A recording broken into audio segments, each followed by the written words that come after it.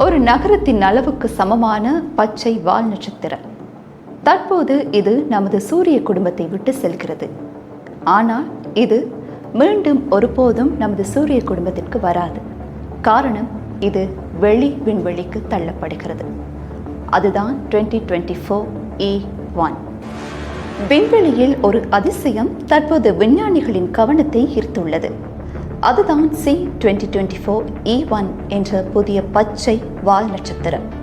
ஒரு சிறிய நகரத்தின் அளவிற்கு சமமான இந்த பனிப்பொருள் விரைவில் சூரிய குடும்பத்தை நிரந்தரமாக விட்டு வெளியேற உள்ளது. இந்த வால் நட்சத்திரம் 2024 மார்ச் மாதத்தில் போலந்து வானியலாளர் காஸ்பர் வியச்சோவ் அவர்களால் கண்டுபிடிக்கப்பட்டது. பின்னர் ஜேம்ஸ் வெப் ஸ்பேஸ் டெலிஸ்கோப் மூலம் ஆய்வு செய்யப்பட்ட போது இதன் மேகமண்டலத்தில் அதிகளவு கார்பன் டை ஆக்சைடு இருப்பது கண்டறியப்பட்டது.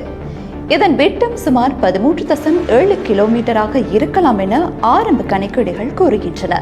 இந்த வால் நட்சத்திரம் சூரிய குடும்பத்தின் வெளிப்புற எல்லையில் உள்ள ஓட் கிளவுட் பகுதியில் இருந்து தோன்றியது. இது அதிபரவளைய பாதை எனப்படும் ஹைபர்போலிக் பாதையில் பயணிக்கிறது. அதாவது இது சூரியனை ஒருமுறை சுற்றிவிட்டு மீண்டும் திரும்பாது. 2026 ஜனவரி, அதாவது இந்த ஆண்டு 20ஆம் தேதி அன்று இது சூரியனை மிக அருகில் சென்றடைந்தது. அப்போது சூரியனின் ஈர்ப்பு விசை இதற்கு மிகுந்த வேகத்தை அளித்தது. இந்த சூரிய ஸ்லிங்ஷாட் விளைவால் இது சூரிய குடும்பத்திலிருந்து தப்பிக்கும் வேகத்தை எட்டியுள்ளது. இதன் பாதையின் மையப்பிறழ்வு 1க்கு அதிகமாக இருப்பதால் இது நிரந்தரமாக வெளி விண்வெளிக்கு தள்ளப்படும். இந்த வால் நட்சத்திரமானது இந்த மாதம் 17ஆம் தேதி பூமிக்கு மிக அருகாமையில் வந்துள்ளது. எனினும் இதனை வெறுங்கண்களால் அவதானிக்க முடியவில்லை. தொலைநோக்கி மூலமாக மாத்திரமே இதனை பார்க்கக்கூடியதாக இருந்துள்ளது. இதன் பச்சை நிறம் இதில் காணப்படுகின்ற பெருமளவான கார்பன் காரணமாக ஏற்பட்டிருக்கலாம் என கூறப்படுகிறது.